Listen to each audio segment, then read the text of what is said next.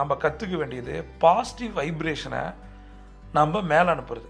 எப்படி இருக்கணும்னா, நினச்சது நடக்கணும். இப்போ எனக்கு ஒரு கார் வேணும், எனக்கு வந்து ஒரு ஃபாரின் ட்ரிப் வேணும், எனக்கு வந்து மாதம் வந்து எக்ஸ்ட்ரா 1,00,000 வேணும்.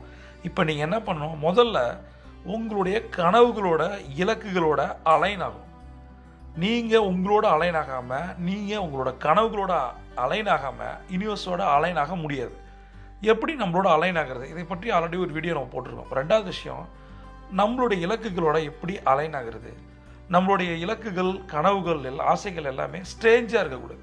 அதாவது நம்பவே முடியாத, நடக்கவே முடியாத ஏதோ ஒரு விஷயத்த நம்ம இலக்கு நினச்சி எழுதிட்டே இருக்கிறது. ஒரு மாதத்தில் BMW வேணும், எனக்கு ஒரு மாதத்தில் 1 கோடி வேணும், இது மாதிரி கேம்பிள் பண்ணுறது, அதாவது அதிர்ஷ்டத்தை நம்புறது, லாட்ரி வாங்குறத, உழுவுறது, இது மாதிரி ஏதாவது யோசிக்கிறது. அந்த மாதிரி இல்லாமல் என்னைக்கு என்னால் இதை பண்ண முடியும், இதோட விளைவுகள் நான் எதிர்பார்க்குறேன். இந்த எக்ஸாம் எழுத போகிறேன், எனக்கு அதிக மார்க் வேணும், இந்த ப்ரொமோஷனுக்காக எக்ஸாம் எழுத போகிறேன்,